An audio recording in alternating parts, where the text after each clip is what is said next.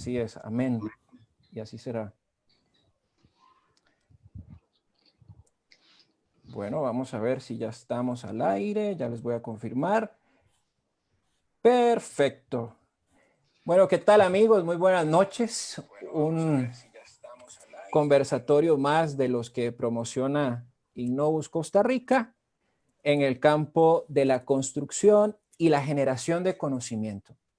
Para ello, hemos querido hablar de un tema, no sé si podemos decir de moda o que es atrayente, pero que sí realmente es importante, como lo es el fantasma de la inteligencia, una palabra que hoy día se habla muchísimo, la ansiedad. Inclusive nos llamó la atención antes de presentar a nuestros invitados de hoy, que tenemos invitados de lujo, pero más allá de lujo, mentores de mi vida, mentores de mi corazón y mentores de mi camino. Por eso quiero compartirle a todos y a todas que este conversatorio hoy tiene una tónica diferente. Hoy, en vez de yo conducirlo, quiero que ustedes se deleiten de estas personas y aprendan y logren aprovechar tanto como yo ya los he aprovechado en los pequeños ratitos que la vida me los ha prestado. Hoy nos llamaba la atención el ministro de Salud porque decía, hay una línea habilitada para la atención psicológica por el manejo del estrés y la ansiedad.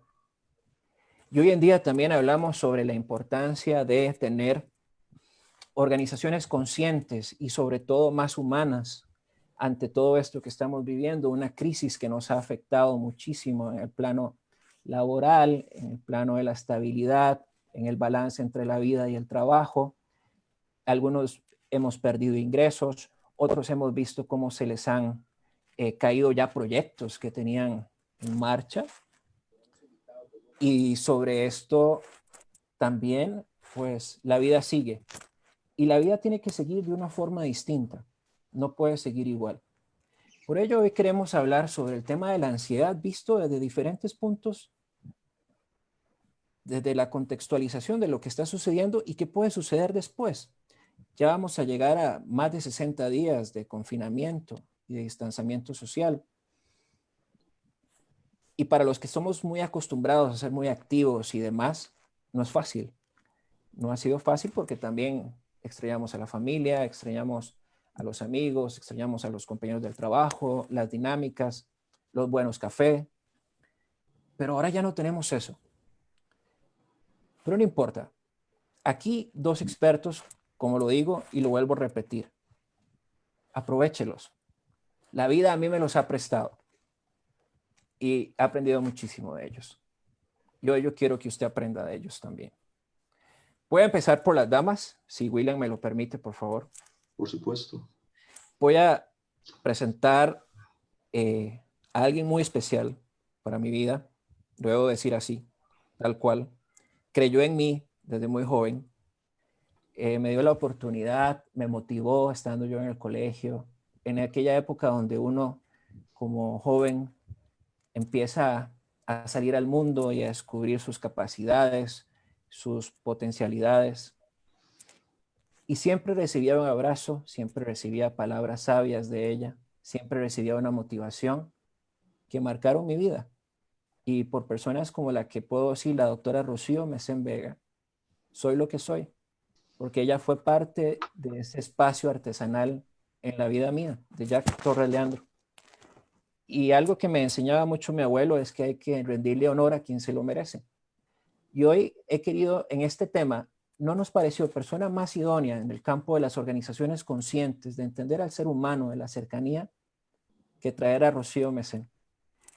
Rocío, para quien ustedes no la conocen, ahí donde usted la ve toda seria y toda callada, es una mujer que le encanta bailar, es extrovertida, perdón, tiene un máster en psicología industrial y organizacional, es licenciada en psicología, colegiada, es coach ejecutiva, certificada en neurosemántica y licenciada en orientación educativa. 35 años en el campo de la educación y la orientación y psicología, enfocándose en el crecimiento de las habilidades blandas de las personas, el liderazgo, la formación de equipo de trabajo, el desarrollo del ser, aquella palabra que a veces muchos nos hemos cuestionado, ¿y por qué estoy aquí en la vida? ¿Cuál es mi propósito? Bueno, Rocío es una de esas personas que con su magia y su arte ayuda a las personas a encontrarse.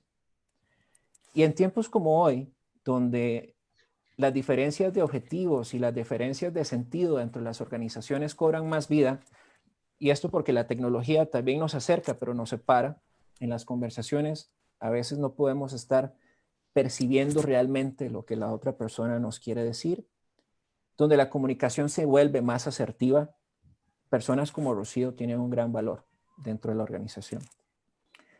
Si siguiera diciendo todo lo que ha hecho, pues me da medio programa y no te van a poder aprovechar como yo quiero. Pero lo que sí puedo decir a los que me conocen, que si usted necesita a alguien en su organización que le ayude a pasar de un estado A a un estado B integral, donde la persona se encuentre su rol, su sentido de pertenencia, Rocío puede ayudarle. Rocío, gracias, un abrazo a la distancia, mis cariños de siempre y gracias por aceptar este conversatorio del día de hoy de un tema que sé que te gusta. Te he escuchado hablarlo, lo hemos hablado en alguna que otra ocasión y bueno, bienvenida a este conversatorio. ¿Cómo te va? Muchísimas gracias. Bienvenida. Y ahora voy a presentar a un amigo que digo que las diosidencias me lo tenían preparado. Una persona que una vez lo vi en un círculo intelectual, llegó, intercambiamos un par de palabras, alguien muy analítico, así como usted lo ve, analítico, pensativo, pero cuando usted lo conoce, es un ser tan afable y irradia una energía y una luz tan bonita que por nada es el experto en el tema de la felicidad organizacional para manejar, para hacer organizaciones más productivas. Aquello también que es una palabra que en el cerebro es muy importante para poder fluir serotonina y con ello las personas sean más creativas y con ello poder ser generadores de ideas y de innovación. Y bueno, no es ajeno a nosotros, ha estado en programas radiales conmigo y en varios cafés de conversación, pero sobre todo un amigo de esos que se les llama amigo. William, bienvenido a este conversatorio tan especial para mí, al tenerlos a los dos, y lo digo muy en serio, muy especial para mí, y gracias por aceptar. ¿Cómo te va? Gracias a Dios, muy bien apreciado, Jack, la conmovedora introducción que usted hizo al inicio. Solamente le transmito que el privilegiado soy yo por esa situación grata que me dio el Todopoderoso de poder no conocerlo, porque uno en la vida conoce a varias personas, sino que desde que nos conocimos no hemos dejado de tener contacto y estar compartiendo cuestiones personales, cuestiones sociales, y que en ese sentido pareciera como que Dios ha querido que en nuestras existencias hayamos Así es. apreciado ciertas situaciones de una manera muy similar, y eso hizo que el cariño que nació fuera muy sencillo de que fluyera. Así es, así es. Y, y seguimos cosechándolo al compartir el conocimiento con las personas.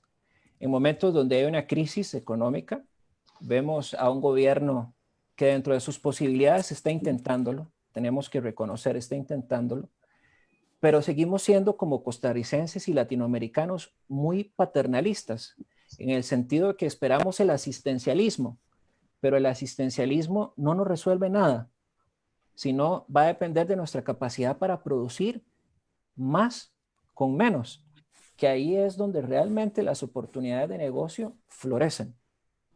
Y en ese sentido doy un tema que al utilizar la ansiedad positiva o de una forma bien canalizada, nos puede traer tantos beneficios como queramos.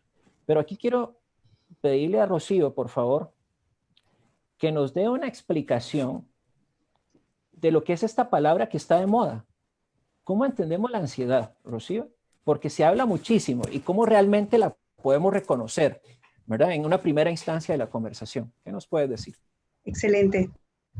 Sí, como decía alguna maestra, hay muchas palabrejas que se ponen de moda y que de alguna manera se nos instalan en la vida. La ansiedad es algo que aparece en nuestro entendimiento o nuestro pensamiento y aparece a modo de entender como alguien de alguna manera nos lo enseñó. Recuerdo que me decían en algún momento, una persona aprende a tenerle miedo al temblor porque escuchó a alguien significativo de su vida que de esa misma manera lo vino a trabajar o lo vino a enseñar. Es una transmisión muy inconsciente, de hecho. Pero tenemos un poco más desde el punto de vista más académico, la posibilidad de pensar en la ansiedad de dos maneras. ¿Verdad? Es esa posibilidad de una ansiedad que llamamos transicional, que es esa que más bien se convierte en un motor, esa que nos da la posibilidad de impulsarnos para ir tras un objetivo en la vida. Entonces, es como un posible producto de nuestra psique que nos ayuda para potencializar nuestras capacidades. Pero lamentablemente, como la hemos interpretado y muchas veces aprendido, es como una ansiedad patológica. Esa ansiedad patológica que es la que paraliza al ser humano. Entonces escuchamos a personas, es que me muero, me muero. Esa palabra, me muero, una introducción como muy latina. Me muero de ansiedad. ¿Cómo se muere alguien que está transmitiendo? De hecho, que hay de alguna manera un posicionamiento en no existo más porque la ansiedad es y no soy yo.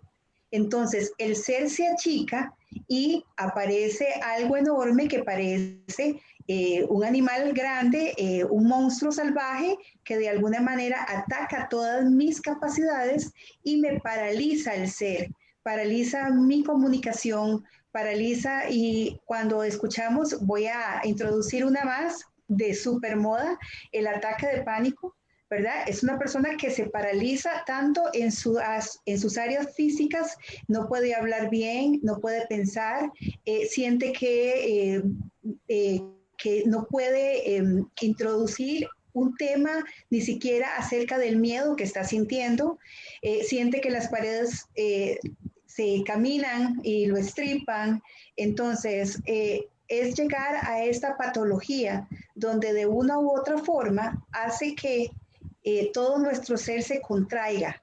Entonces, entendemos la ansiedad como algo que hemos aprendido, que tiene que ver con un resultado de algo que no podemos explicar, pero que tiene esas dos aristas. Puede ser la transición como motor que me genere la posibilidad y ojalá todos la tengamos siempre para entender que siempre tenemos que generar mucho más energía, mucho más sinergia, mucho más entusiasmo y persistencia para elaborar o lograr un objetivo. Pero el otro tema es el tema de la parálisis del ser. Y hay personas que están fascinadas con decir, no puedo seguir porque la ansiedad me tomó. Ya no soy yo, ¿verdad? Casi como ya no vivo yo, sino que la ansiedad vive en mí. Así lo podemos entender, Jack. No, buenísimo. Y aquí, William, en el marco de las organizaciones viene un gran tema. Las propias organizaciones debieran poder ser capaces de reconocer los sentimientos de las personas y sobre ello trabajar, pero trabajar de manera que se les pueda potencializar a su máximo nivel, no hacerlos sentir totalmente encapsulados en esta burbuja de temor ante la incertidumbre que aflora en el entorno, sumado a lo que puede suceder dentro de la propia misma, los propios estadios organizacionales en los diferentes niveles. Entonces aquí viene la pregunta, ¿cómo una organización puede pasar de aceptar estas emociones en el marco de la ansiedad, que ahorita hablamos sobre el tema del estrés, ahorita me interesa que hablemos también sobre los momentos desafiantes, y también sobre las decisiones que se deben tomar y cómo vivir momentos de decisión e incertidumbre. Aquí la pregunta es, en una balanza, ¿es más grande la ansiedad o es más grande el teatro mental que yo me formo alrededor de ella? ¿Cuál es de las dos la relación? ¿Qué dirías? Y se lo pregunto porque es que yo no lo dije, pero lo voy a decir, perdón. Él estuvo en la Compañía Nacional de Teatro, él es actor también. Entonces, sé que esa pregunta le viene bien. Don Jack, para contestar eso, con el permiso de la doctora y con la irreverencia de poder llegar y referirme a un tema en el que no me he formado y que ahí, doña Rocío, siéntase con toda la confianza de llamarme la atención y de corregirme si es del caso. No podemos separar la realidad de cada ser humano en su contexto laboral.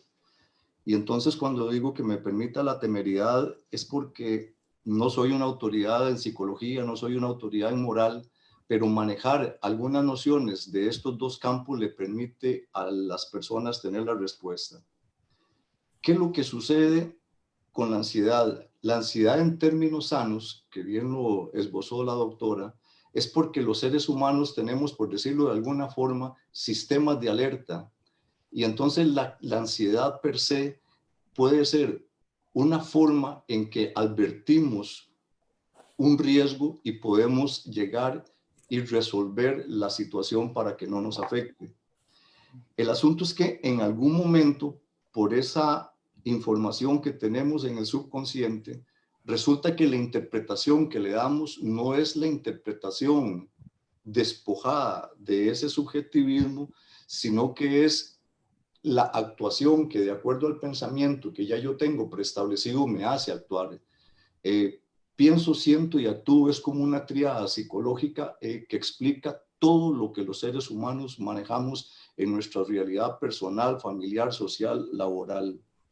Y entonces un poco, ¿qué es lo que sucede con la ansiedad? La ansiedad es una afectación del sistema nervioso central, que cuando ya pasa de esa alerta para poder llegar y estar protegidos, se convierte en una cuestión patológica, como muy bien lo describió la doctora, y que es cuando entre el hipotálamo y la hipófisis se maneja una fluidez de información, por decirlo de alguna manera, y entonces creo una información que ya es un trauma y que se me aloja en amígdala de la zona límbica y entonces ese pensamiento no lo administro. ¿Qué quiero decir con que no lo administro? Que es autónomo, que simplemente en el momento que quiso salir a la luz, en el momento que quiso llegar a tiempo presente, sale y me vuelve otra vez a afectar. Para entender esto de una manera muy práctica, el asunto es que, ¿cómo sabemos si tenemos un trauma? Si nosotros nos acordamos de que manejamos una experiencia que nos fue dolorosa, que nos fue humillante, y cuando pensamos en esa experiencia volvemos a sentir la misma tristeza que nos produjo en su momento, es porque ahí tenemos un pensamiento autónomo. Pasa lo mismo con la ansiedad, pasa lo mismo con la depresión, pasa lo mismo con la ira, cuando ya son patológicos, porque muchas de estas emociones tienen su razón de ser producto de un evento y que va a durar cierta cantidad de tiempo de acuerdo a nuestras características. ¿Qué es lo que pasa con las organizaciones? Y apreciado Jack, aquí hay un detalle que para mí es lo que hace que el trabajador esté en una situación de desventaja, no en función de una lucha de trabajadores con propietarios de medios de comunicación, de medios de producción, sino como una realidad evolutiva. Cuando en los años 30 el psicólogo social George Elton Mayo hace un estudio en una planta en Hawthorne, en Chicago, y logra crear la teoría de las relaciones humanas, resulta que a partir de esos estudios las empresas toman la decisión de que la psicología llega a ser parte del arsenal gerencial que tienen las empresas para llegar y administrar la consecución de los objetivos. Y eso no se ha perdido nunca. Entonces, ¿qué es lo que pasa? Aquí es donde está la situación de desventaja, porque los trabajadores, si no se han formado en psicología, no entienden qué de las cosas que se están dando en su organización es un condicionamiento para explotar, es un estímulo para crecer o es un ardid del empresario para tratar de disminuir los costos? Y es ahí, si gusta, vamos conversando de esto en el transcurso del conversatorio, pero es ahí donde adquiere cierta relevancia el hecho que las empresas desde los años 30 incorporan como parte del arsenal gerencial el manejo de la realidad psicológica. Rosy, y una pregunta, ¿cuáles son las señales que uno podría inferir o que dentro de las organizaciones se puede prestar cuando la ansiedad está llegando a niveles incontrolables? Porque muchas veces se confunde con estrés o se confunde con diferencias laborales, ¿verdad? O diferencias de criterio, pero eso va cargado con una fuerte dosis de emoción interna. Entonces quisiera ahí tu apreciación, por favor. Claro, tendríamos que pensar solamente como para ubicarnos. Igualmente el estrés tiene estos dos puntos. Uno, el eustrés, como ese sentimiento positivo, ¿verdad? Que me genera de alguna manera una energía interna, podríamos llamarlo como estrés positivo, ¿verdad? Y tenemos el diestrés, que es la parte que realmente es negativa, y popularmente, ¿verdad? Cuando estoy trabajando en organizaciones, muchas veces me dicen 4 estrés, 5 estrés, ¿verdad?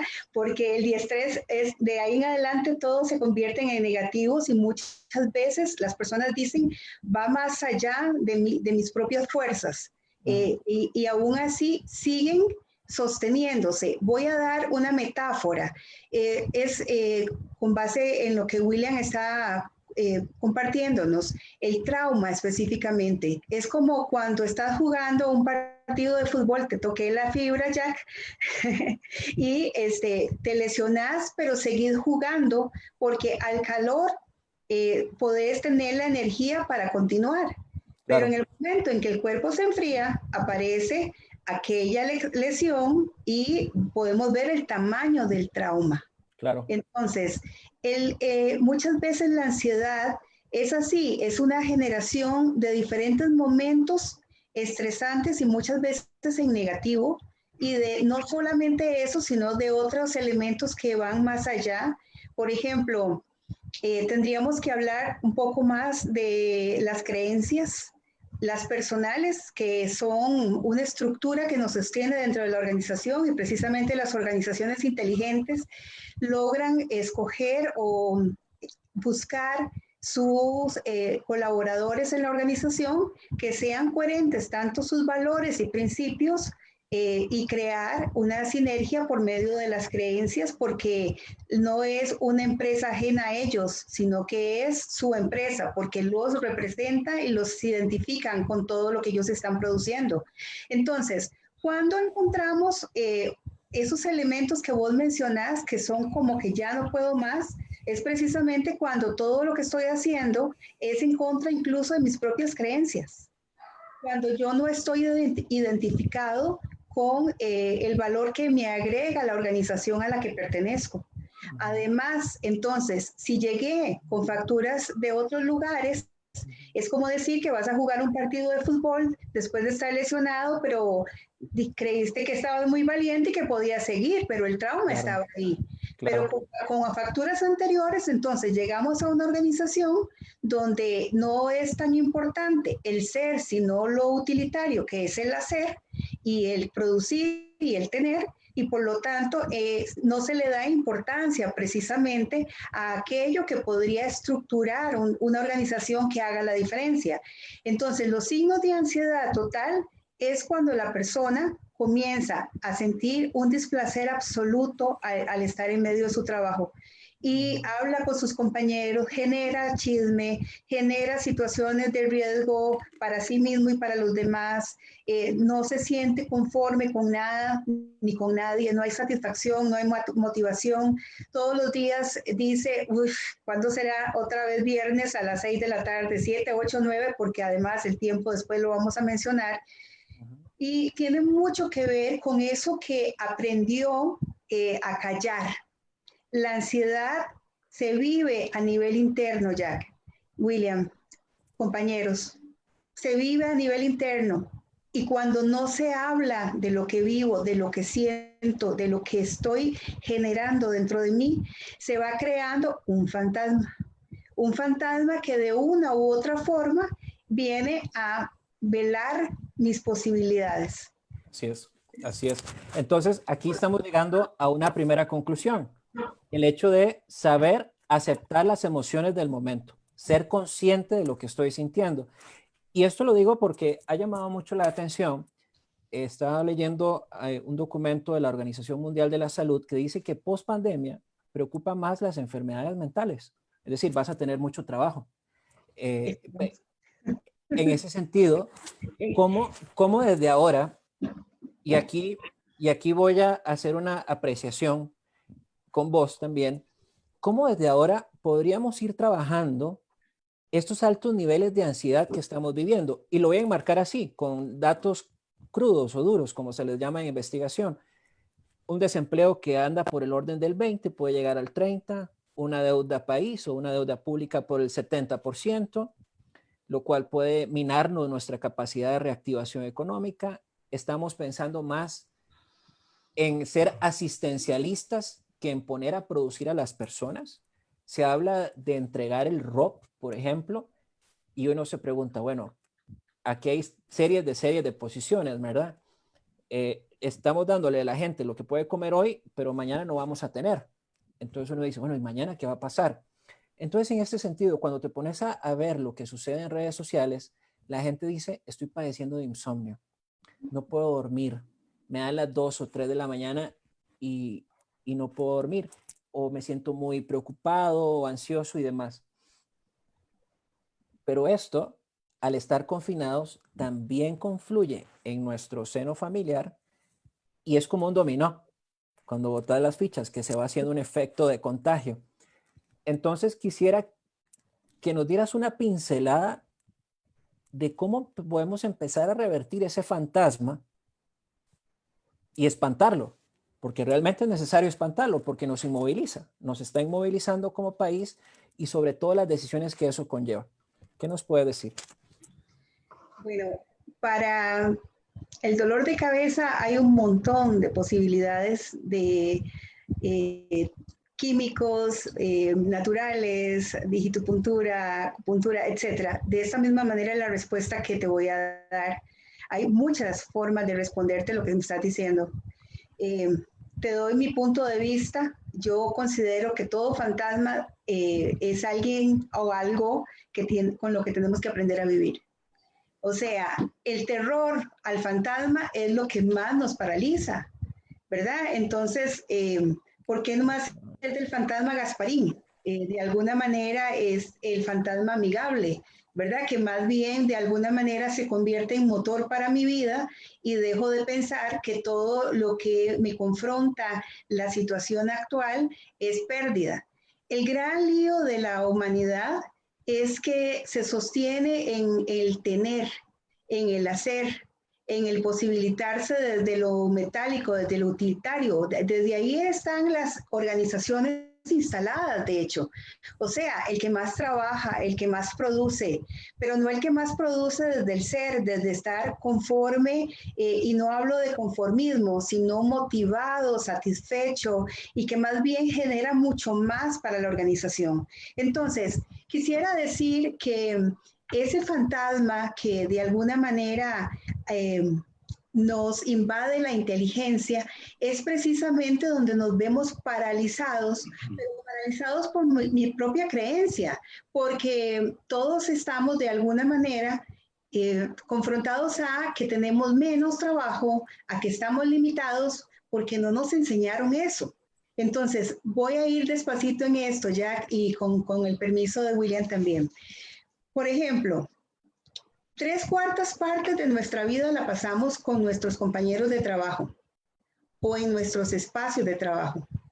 ¿Cómo nos podemos sentir a gusto si estamos ahora 24/7 metidos en casa? Ok, elegimos quienes hemos tenido la bendición de elegir una pareja y en mi caso de tener un hijo, a vivir con ellos 24/7. Y cuando resulta que yo parí ese hijo, yo digo, yo crié con mi esposo ese hijo, mi esposo y yo tenemos 25 años de compartir la vida en una cuarta parte del tiempo, porque realmente todo lo demás estamos trabajando, estudiando, haciendo y además proveyendo para otras personas también. Entonces, este es el primer elemento a confrontarse. No podemos sacar el fantasma si nosotros no nos enseñaron a vivir en familia.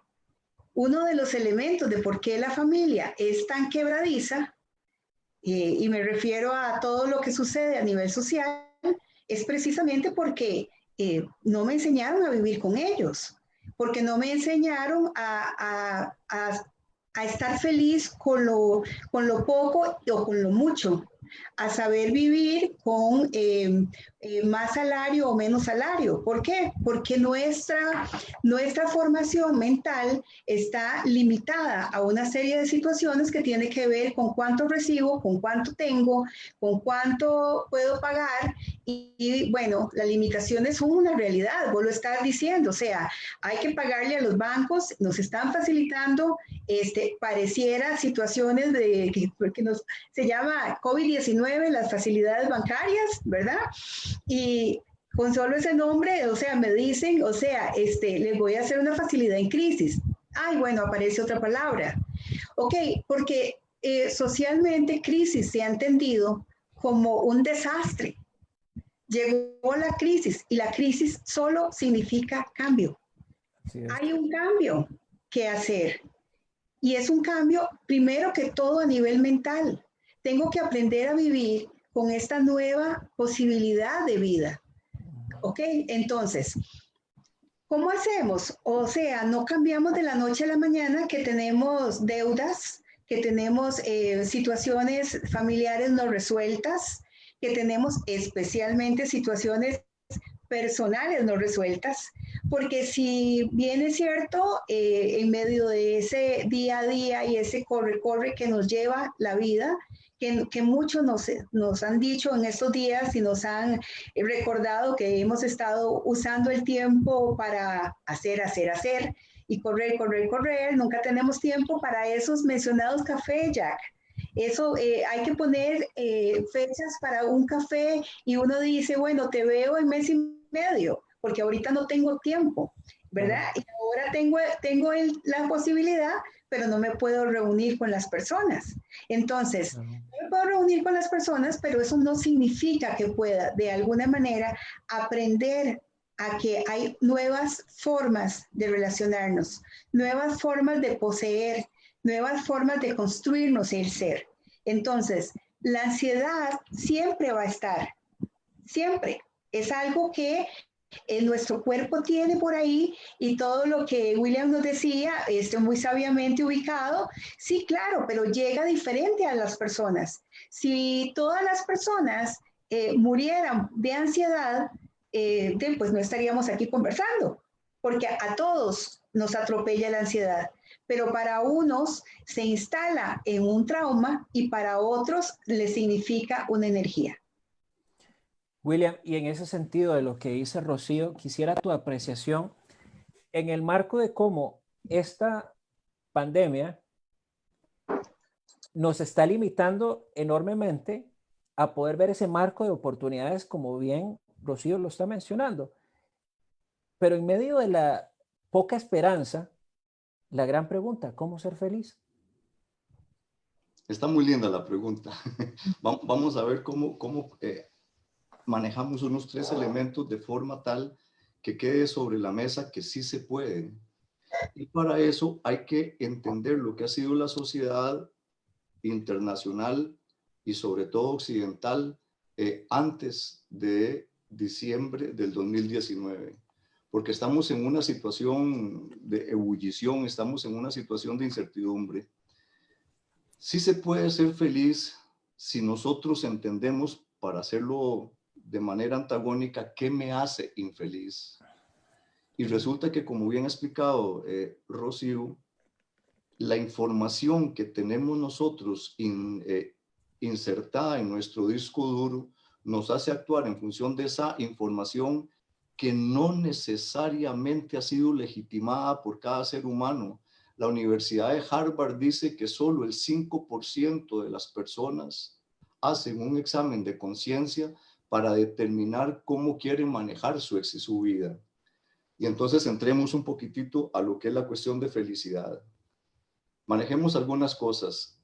El idioma, el manejo de la lengua castellana ha sido un elemento perverso para poder llegar y limpiar de la mente social, del ideario social, de la conciencia social, una serie, digamos, de cometidos obligatorios para los seres humanos.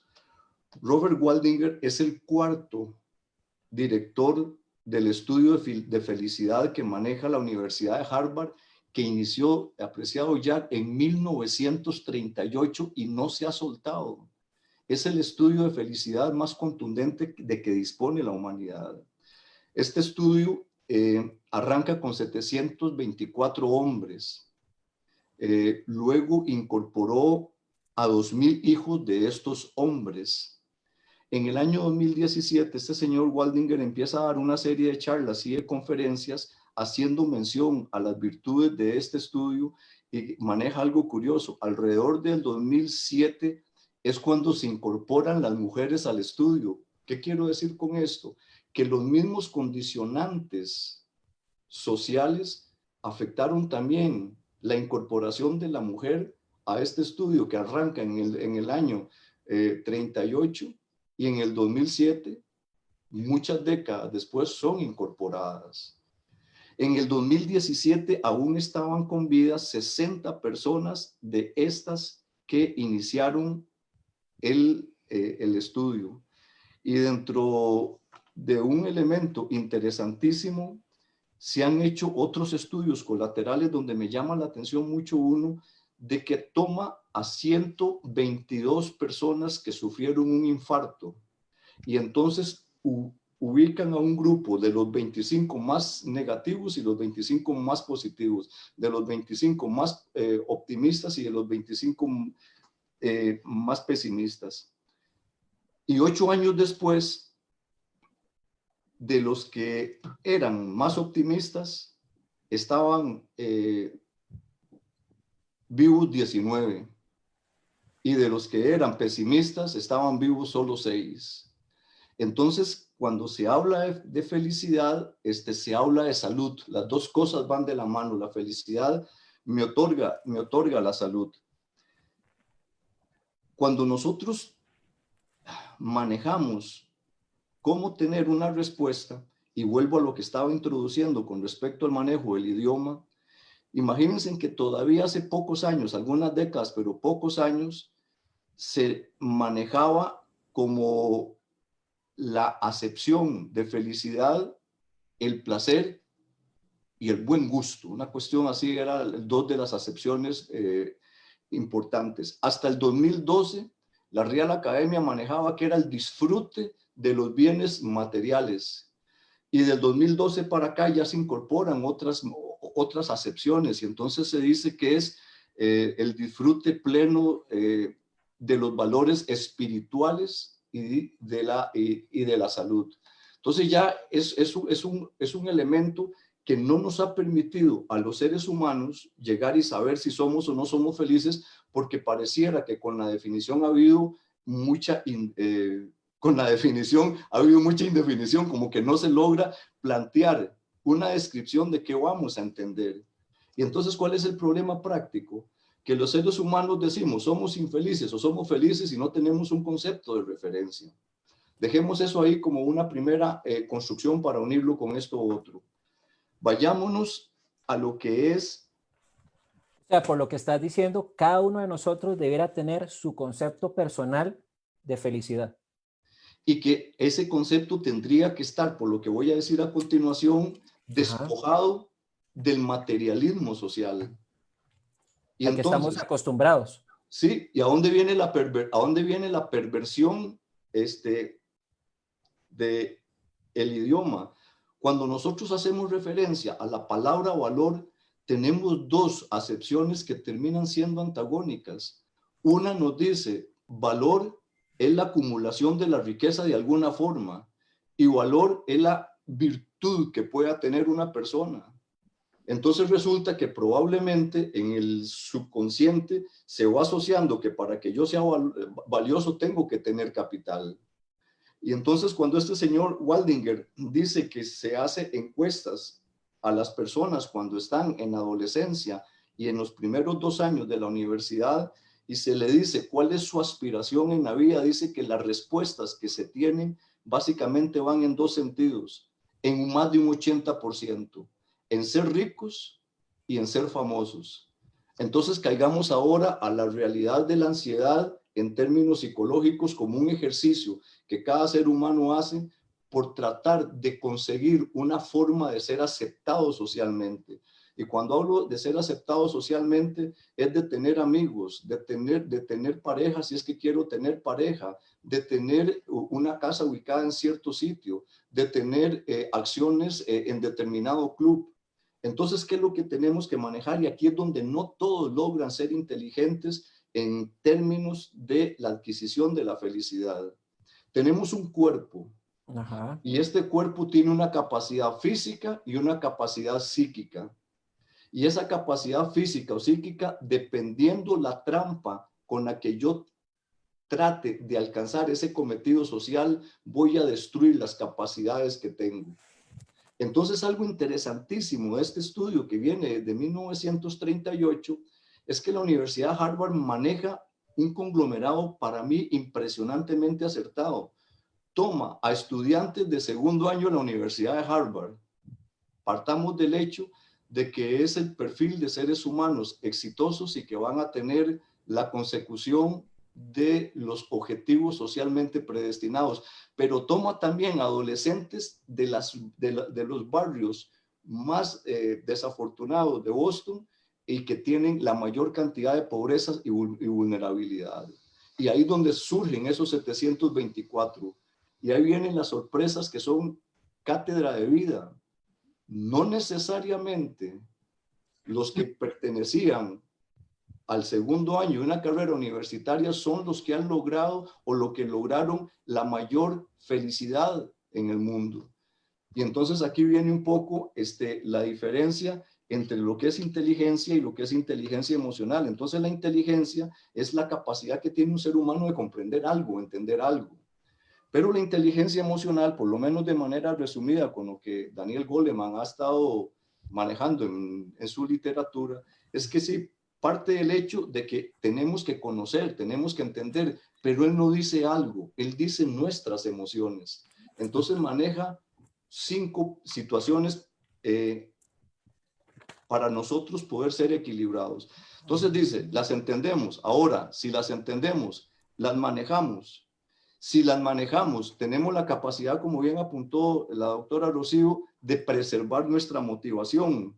Y en esa preservación de la emoción, entendemos que nosotros tenemos un grupo de emociones, pero las otras personas tienen un grupo de emociones que las hacen actuar en función de esas emociones y que pueden eventualmente tratar de producir una fricción conmigo. Y una vez que yo entiendo todo eso, ahora sí, ¿cómo administro? Y entonces viene, aquí podemos manejar 2 referencias, podemos utilizar una de Simon Dolan y podemos utilizar una espiritual. Simon Dolan plantea que los seres humanos nos movemos en 3 espacios. En el personal, con todo lo que tiene que ver con los vínculos sociales, con los vínculos familiares, el social y el laboral. Y él lo que plantea como psicólogo y como asesor de empresas y que además trabaja para la Escuela Superior de Administración de Barcelona, que es una de las 10 mejores escuelas de negocios de todo el planeta. Él llega y plantea, no podemos inclinarnos más ni a lo personal, ni a lo social, ni a lo laboral. Tenemos que manejar ese equilibrio para la cuestión psíquica. Pero esto se maneja también con un apoyo espiritual. Y entonces hay una diferencia entre los que creen o entre los que creemos en un ser supremo y los que no creen en un ser supremo.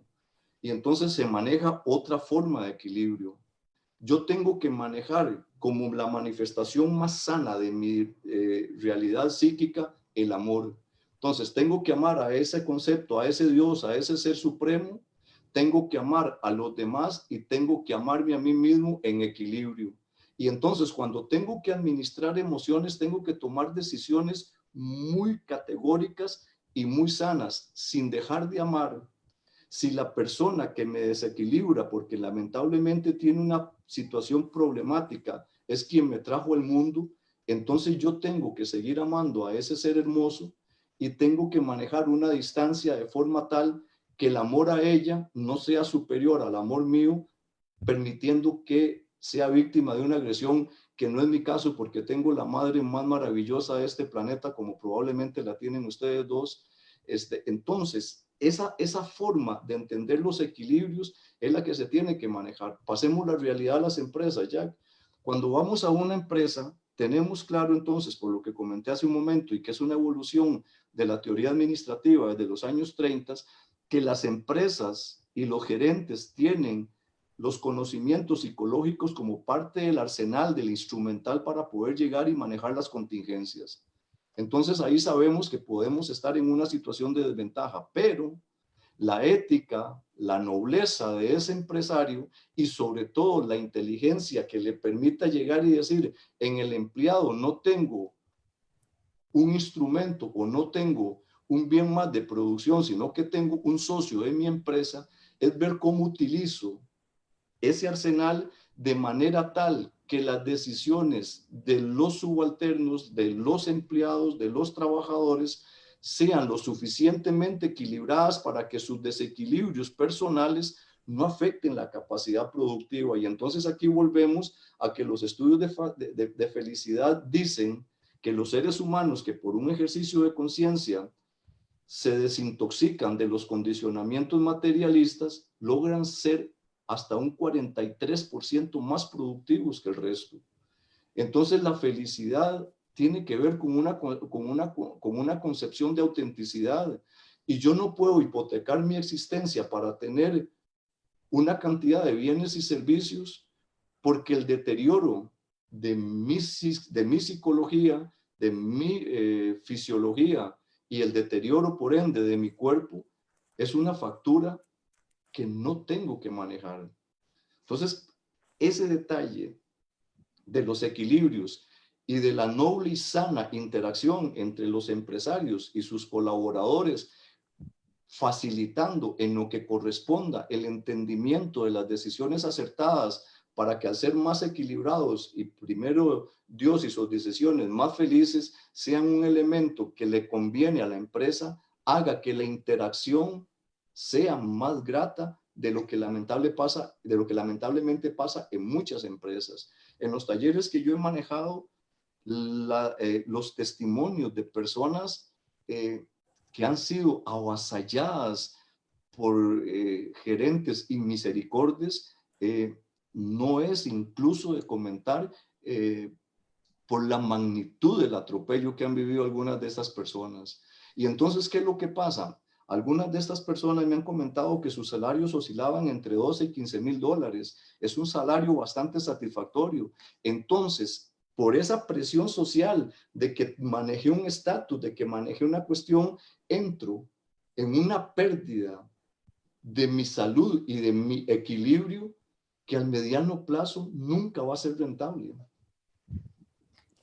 Qué interesante todo esto porque me estoy terminando de leer unas lecturas, valga la redundancia, sobre unos casos en África de cómo las personas están haciendo más con menos. Y hay una serie infinita de ejemplos donde hablan la importancia de temas como, por ejemplo, el capital psicológico, que sé que a Rosy se le viene muy bien, como lo es el optimismo, la esperanza, la autoeficacia y la resiliencia, que nos da la capacidad de adaptarnos al cambio. Hoy vivimos en una economía de la escasez, así es como se le llama, la economía de la escasez, así le han llamado economistas de centro y un poquito a la izquierda. Ni tan a la izquierda ni tan a la derecha, de centro y un poquitito, ¿verdad? Entonces, en ese marco, hay unos que decimos que si tuviéramos un colón o 100 colones, lo invertiría en resolver los mayores problemas de hoy. hoy estamos más abocados a resolver la economía del empleo, más no a resolver, ¿por qué no hablamos de una economía psicológica o mental o emocional? Porque se hablan sobre la necesidad de tener cuotas de mercado o participaciones de mercado, en la línea de lo que bien está diciendo William y esta conversación. Para los que no están ahorita, se la perdieron, pero la van a escuchar.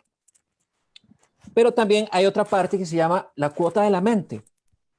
¿Qué tanto espacio yo le doy a esos fantasmas que me sabotean? No por nada, el doctor Camilo Cruz en su libro La Vaca ha vendido N cantidad de millones de fotocopias o de copias por un libro que usted dice, bueno, y una vaca, y lo explica muy bien. Pero después viene algo importante, capturar la cuota del corazón de las personas. Entonces, en ese marco de la economía de la escasez, Rosy, ¿cómo puede una organización consciente traspasar esas fronteras para capturar el corazón de las personas? Porque aquí hay algo que se llama recobrar la confianza. Y esto lo pongo en el ámbito, por ejemplo, de los servicios que ustedes dan. Mucha gente ya va a evitar los conglomerados o va a evitar la cercanía. Ahora se habla mucho sobre la telemedicina también, ¿verdad? Prácticas que antes se veían muy lejanas, ahora ya no hay opción, o lo haces o no lo haces. Pero entonces, ¿cómo pasar de una economía de la escasez a, quisiera que introdujéramos un concepto, sé que te va a gustar, la economía emocional, de manejar esas emociones y no caer en cuenta de que si bien estamos evitando morir por una enfermedad, pero mentalmente también estamos destruyéndonos el alma, también vemos que las iglesias, por ejemplo, las van a abrir hasta después de agosto para cualquier credo. No hay romería, hoy se anuncia con gran pesar. Y vos decís, pero la fe también es importante, la esperanza es importante en las personas en el marco del capital psicológico, ¿verdad? Que las cosas van a estar bien. ¿Qué nos podrías decir para lograr una economía emocional dentro de las organizaciones? ¿Qué nos puedes decir? Tenemos 7 horas, más o menos. No. Sí, total. Ok, ya. William, ¿a usted hasta qué hora le da permiso? Voy a tratar de traer el concepto que rescataste de lo que William nos comparte. Vos dijiste, entonces tenemos que tener un concepto personal de la felicidad, ¿verdad? Entonces voy a partir de ahí, pero entonces quisiera decir que ese concepto que vamos a construir tiene que estar de alguna manera inspirado en otras cosas que vienen como a ser la base y lo concreto, ¿verdad? Entonces, les planteo lo siguiente. Todos nosotros tenemos un aprendizaje social por medio de lo que el otro dijo. ¿Estamos claros? Por ejemplo, yo le pregunto a William, ¿estás sentado? Estoy sentado. ¿En qué? En una silla. ¿Y cómo sabe que es una silla? Porque el concepto de sillidad, por decirlo de alguna manera, ya fue socialmente establecido. ¿Y desde cuándo sabes que es una silla? Desde que estaba aprendiendo, probablemente en primaria o tal vez antes, por la formación que me daban mis padres, de saber el nombre de las cosas. Entonces, quiere decir que mis padres es el primer punto que introducimos como un otro que es un otro grande, un otro que sustenta los significantes de nuestra vida. Todos los conceptos básicos de la vida los tenemos con las personas, sean padres biológicos o sean padres de corazón o sean padres como una institución en muchos casos de muchos chicos. Entonces, desde muy temprano, todos los conceptos, absolutamente todos, tanto los concretos como los abstractos, todos me los transmite otro, ¿verdad? No pelee, Jack. Ok, ¿qué es eso? Si yo nunca he escuchado eso, no pelee es no haga lo que estás haciendo, no muerda al chiquito, no pellizque a tu papá, no tire las llaves, ¿verdad? O sea, y además hay un montón de conceptos que aprendemos a no haga. Entonces, lo contrario a no haga es eso que me da una imagen mental acerca de. No es sino de la misma manera que aprendemos quién soy yo. Entonces yo soy desde el que me nombran, yo soy desde el grupo social al que pertenezco, yo soy desde la familia de donde vengo. O sea, que desde ese lenguaje del que William hablaba que nos precede, pero lo más interesante de todo es que yo vengo de una familia donde tuve una mamá. Tengo una madre todavía, por la gracia divina, un papá que duró muchos años y ya no está con nosotros, pero resulta que además tengo 4 hermanos varones que todos son mayores que yo, pero ellos todo lo que decían tenían que ver con aquello de cómo yo me veía a mí misma. ¿Por qué? Porque ellos dijeron de mí, ellos me llamaban por un nombre y a veces por un sobrenombre. Y todas esas cosas de alguna manera van creando mi autoconcepto. Yo voy haciéndome un concepto de mí mismo por lo que el otro dice de mí. Y resulta que en ese tiempo, donde yo no tengo derecho, porque no tengo otra opción, sino lo que recibo de las personas significativas de la vida, entonces, no solamente recibo cuando estoy en mis primeros meses, en mis primeros años, lo recibo toda la vida. Pero además de eso, tengo 4 generaciones que me anteceden donde ellos se ven sustentados, mis padres, mis abuelos, mis bisabuelos, etcétera, por cosas que fueron transmitidas de generación en generación, para bien o para mal, ¿verdad? Entonces, ese concepto que yo tengo de mí, yo no puedo negarlo. Eso me construyó. Puede ser una construcción en falso. Puede ser una persona que tenga muchas cosas muy positivas o muchos traumas en el proceso.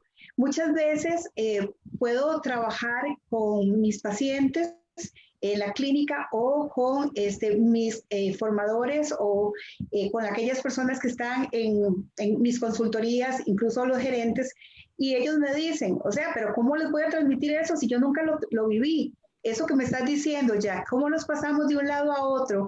Entonces las cabezas de organización muchas veces dicen, yo no puedo dar lo que no tengo, yo no siento esa felicidad de venir a trabajar, yo no tengo esta felicidad de decir que mis colaboradores son parte de mi ser.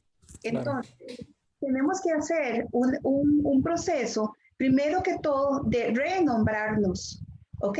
Eso es todo un proceso de transformación. Espérate ahí porque diste algo que quería llegar. La transformación, que este proceso sirva como salir de un capullo y salir nuevamente revitalizado. Exacto. Seguí, por favor, perdona. Bueno, y es mi especialidad trabajar el proceso de metamorfosis como metáfora en el ser humano. O sea, la oruga vale por sí misma, ¿ok? Y tiene un proceso que vivir, un proceso de evolución. Pero este proceso de renombrarnos, de nombrarnos de otra manera, de conceptualizar la vida, de conceptualizar mi criterio de ser, tiene que de alguna manera ser transformado. Y basándonos también en lo que William decía, hasta la misma Biblia nos da la dirección diciendo transformados por medio de la renovación del entendimiento. Así de fácil. O sea, ¿cómo entiendo las cosas? Las entiendo porque las conozco, pero ¿cómo las conozco? De cómo me las enseñaron. Entonces, ¿cómo tengo que aprender a vivir, por ejemplo, la felicidad? Si me la enseñaron como una no felicidad, si me la enseñaron como, confórmese con eso, si me la enseñaron con todo lo que tenga la va a hacer feliz, tenga carro nuevo, no importa cuánto se endeude, váyase a trabajar, no sé, a Suiza, mi fascinación. O sea, de alguna manera, aquello que son objetivos no pueden ser lo que nos dé la felicidad. Yo tengo que saber que puedo ser feliz con lo que tengo en este momento en confinamiento o con las oportunidades de puertas abiertas. O sea, el ser no lo modifica ninguna enfermedad. Entonces tenemos grandes historias y testimonios de personas que han vivido en máxima pobreza y nos hablan de su absoluta felicidad, satisfacción y motivación, viviendo para servir, teniendo algún punto de entrega. La felicidad muchas veces todavía quiere ser enfocada como de la gente más pobre, y voy a hablar de la economía eh, tradicional. Entonces dicen, ah, sí, pero es que la gente pobre es muy feliz, vos la ves, y entonces, ¿por qué estamos tan preocupados por ese tipo de pobreza? No, no, no, es que vamos más allá, estamos hablando de esa economía emocional de la que vos hablas. Es que a los pobres siempre los tendréis, significa que la pobreza mental es la que nos limita las posibilidades en la vida. Desengraname eso muy bien, porque eso es importante para la conversación. La economía emocional para trascender puntualmente, otra vez, repetirlo en castellano, porque aquí hay gente que nos está viendo y yo sé que les va a servir mucho. ¿Cómo trascender de una economía de la escasez a una economía emocional plena, que nos dé plenitud, por favor? Como iniciamos diciendo que todo lo que soy, todo lo que, como me nombro, todo lo que digo de mí, me lo dijo otro. Y cuando alguien me pregunta, ¿y vos quién sos? ¿Y vos qué haces? ¿Y vos qué tenés? Yo respondo lo mismo que me enseñaron.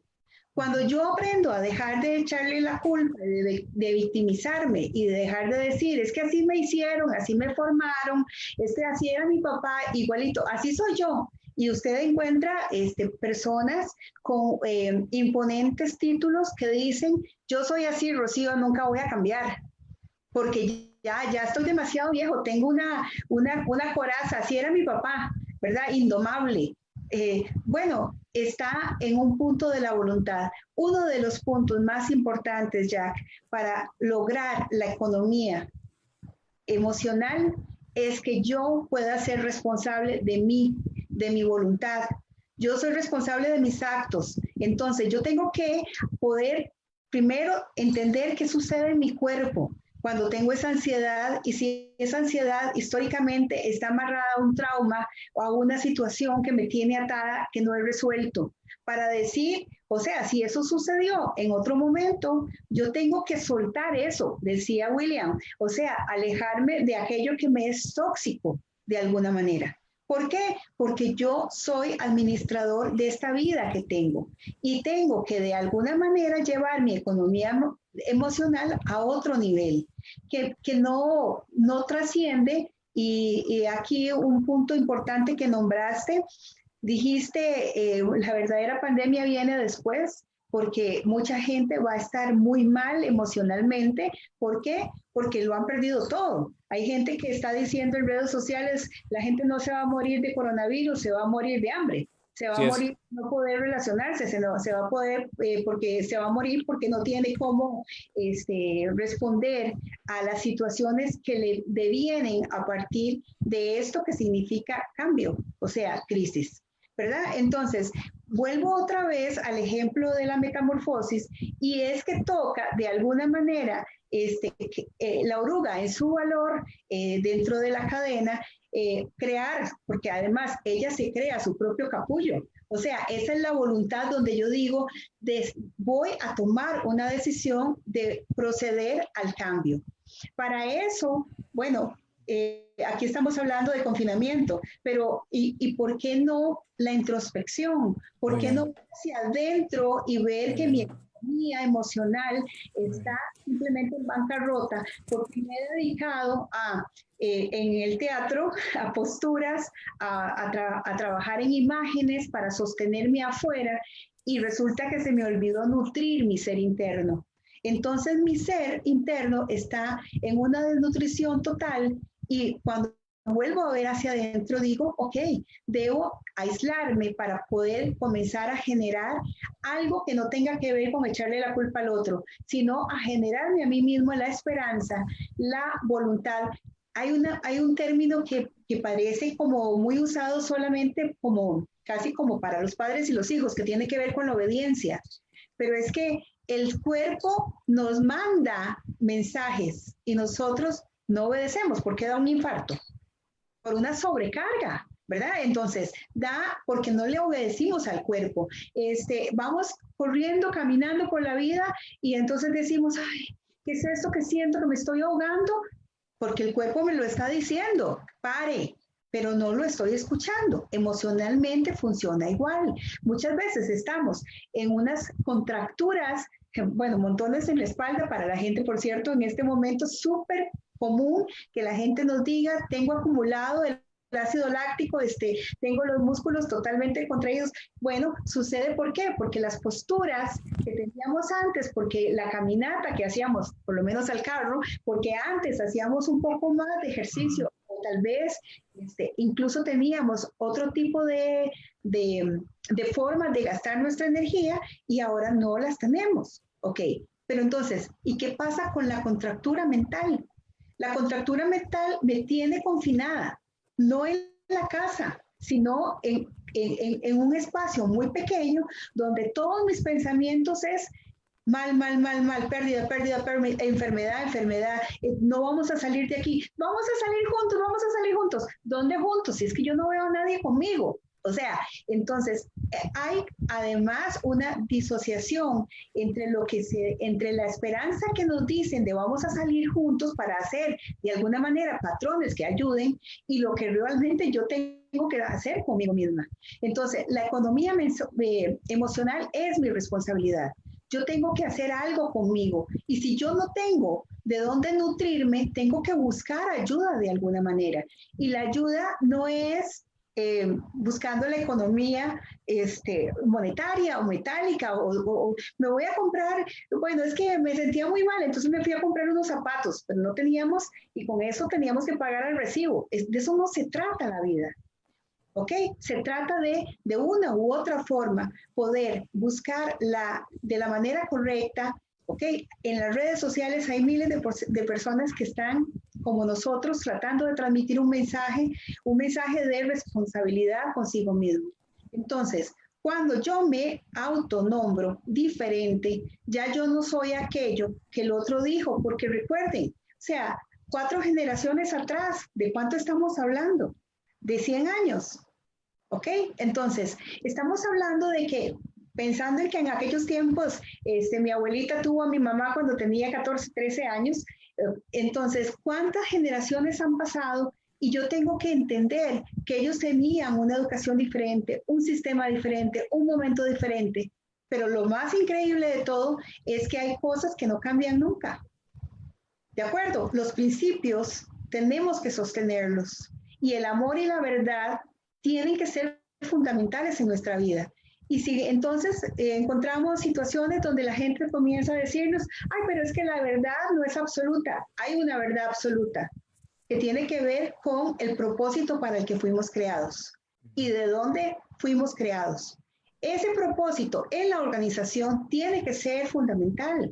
¿Para qué fue creada una organización? Para ser una organización con propósito. Si no, no tiene ningún sentido. Si sus colaboradores no logran tener una economía mental, una economía en su pensamiento que esté acorde a la organización, o si la organización no ha elegido personas. Qué lindo cuando podemos decir, yo quiero trabajar en una organización y yo la elijo porque esos son los principios que yo tengo. ¿Ok? Pero no funciona así, ¿por qué? Porque la mayoría de la administración nos dice que tenemos empresas utilitarias. Entonces, ¿tenemos que trascender? Sí. No todo el mundo está trascendiendo, es verdad. No todo el mundo tiene el cambio, es verdad. Pero usted hágase cargo del suyo. No deje de volver a ver que su hermano, que su papá, que su vecino no lo hizo. Hágalo usted. Yo lo estoy haciendo. Usted lo está haciendo ya. O sea, vos sos una persona que está de alguna manera incentivando el cambio constantemente. Nos estás sacando todos los días hacia una nueva oportunidad, abriendo puertas. Lo que tenemos que hacer es innovar en nuestra mente. La renovación del entendimiento significa que yo tengo que revisar, evaluar y darme cuenta si ese concepto en el que yo estoy parado para poder decir esto soy yo y por este camino voy, me sirve. O si tengo que de alguna manera buscar de construir eso para volver a construir. Ahí está la resiliencia. Ahí es donde podemos de alguna manera volver a nacer de la nada y decir, no me sirven estos conceptos porque no le sirvieron a fulano, sutano, ¿por qué me van a servir a mí? Entonces, esa posibilidad hace que haya conciencia de esa inteligencia emocional de la que tanto hemos hablado, pero que tenemos creo que algo lo tenemos claro, William, Jack y yo, y es que estamos llegando a una conclusión de que no se trata de aprender en un curso, no se trata de que fuimos a un taller y todos tenemos esas posibilidades de transmitir, pero si no hay algo consecuente en la obediencia hacia el sí mismo, que el cuerpo te dice, pare aquí, o que la mente te dice, ese pensamiento te está destruyendo. Si no hay eso, si no hay una voluntad de poder desarrollar lo que ya tenemos, la oruga tenía toda la posibilidad, tanto de crear el capullo para poder introspectar, como de comenzar el proceso para que sus alas comiencen a salir y tenga la posibilidad de volar. Nosotros podemos tener felicidad, sí, pero en tanto que sabemos que no viene de afuera, sino de adentro. Las alas de la mariposa, de la morfo, no vienen de afuera, vienen de adentro. Y nosotros somos creados para sacar de nosotros toda esa potencia, toda esa economía emocional, para transgredir de alguna manera lo que se nos dijo como una verdad absoluta. Yo creo todo lo que me dicen. Sí, claro, lo dijo mi abuelita, como no lo voy a creer. No, yo tengo que de alguna manera poder decir, voy a verificar si esa creencia me sirve para mi economía, para poder invertir en ella, para poder desarrollar y para poder volar juntos. Entonces ve qué interesante, porque en el marco de esa economía emocional, lo que nos estás diciendo es, en otras palabras, tenemos que reaccionar, tenemos que tener la capacidad de rediseñarnos, de replantearnos y de regenerar. Pero aquí viene una pregunta para William. William, la gente usualmente nos hacemos teatros mentales, escenarios ficticios, donde separamos la realidad de la realidad objetiva. Y aquí alguien me puede decir, bueno, ¿y qué realidad objetiva?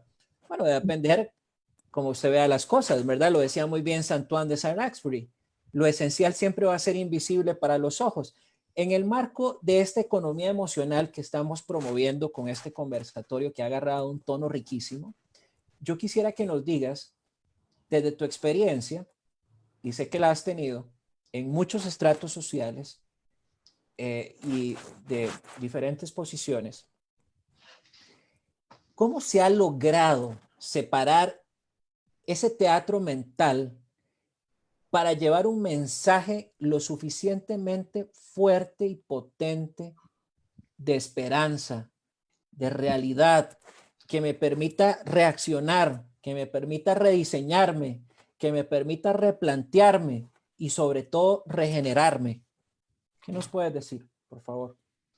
Oye, probablemente una respuesta muy concisa es que la necesidad termina siendo la madre de la inventiva. Y entonces, ante una situación de necesidad, yo establezco cuáles son mis potenciales, el potencial de gente que está alrededor mío, filtro si el compromiso puede existir y cabe la posibilidad de una feliz realización. Quiero comentar dos detalles. El asunto de fondo es que más del 90% de los seres humanos pasamos por la vida siendo conducidos en automático por esa información que bien describe Rocío, ya se nos insertó y se nos insertó desde hace varias generaciones.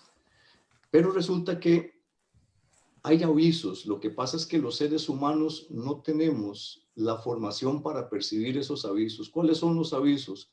Cuando tenemos una incomodidad y hacemos el siguiente análisis, que creo que todos los hacemos más o menos veces. ¿Por qué hay personas con más facilidades que yo que han logrado menos cosas en la vida? ¿Y por qué hay personas con menos facilidades que las que yo tengo que han hecho muchísimo más que yo? Si nosotros nada más no pensamos en eso, sino que tratamos de escudriñar, nos damos cuenta que la vocación no estaba en lo que nosotros decidimos realizar. la intensidad no estaba en lo que nosotros decidimos realizar. Y entonces, como le digo, de acuerdo a Harvard, el 95%, aunque tengamos ese mensaje, ¡pap!, seguimos en automático. En Europa se habla que es entre el 3% y el 9% que logra hacer un ejercicio de conciencia. Y los mercadólogos hablan de que se llega hasta el 15% por aquello de que quepa la posibilidad de que la venta de sus servicios para posesionar en el mercado un producto pueda llegar y ser satisfecho. Quiero comentar dos detalles en términos de lo que es el espejo y lo que es el ego, porque esto probablemente nos arroja luz. Entonces, antes de manejar esto, tengamos un concepto muy sencillo. La felicidad nos la da la realización de objetivos auténticamente propios y disfrutar de la realización del mismo. Entonces ese objetivo resulta que no es socialmente trascendente, no es necesariamente trascendente en términos sociales.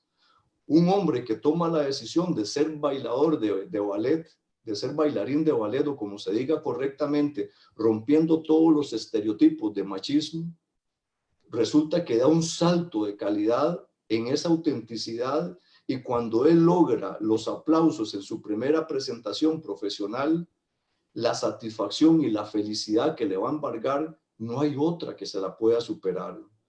Se dice en términos norteamericanos que la felicidad y el equilibrio se da cuando yo siento felicidad y siento una alegría muy grande y no existe ningún acto, ningún evento que me diga que tengo que ser feliz, nada más lo estoy experimentando. Y entonces las dos cosas que le quiero comentar es lo siguiente.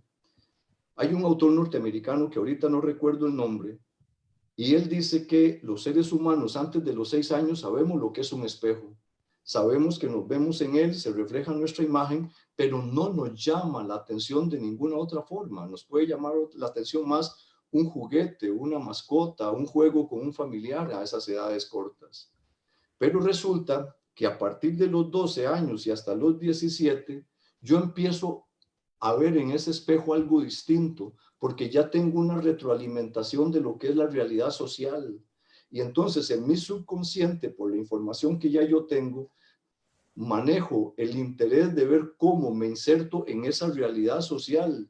Y aquí la ansiedad es una cuestión que traemos en la parte instintiva, que está en la información contenida en el tallo cerebral, y es ver cómo sobrevivo, y para sobrevivir tengo que insertar en esa sociedad, pero ya yo tengo datos de perfiles de gente que es socialmente exitosa, por dinero, por belleza, por posicionamiento, por un montón de cosas.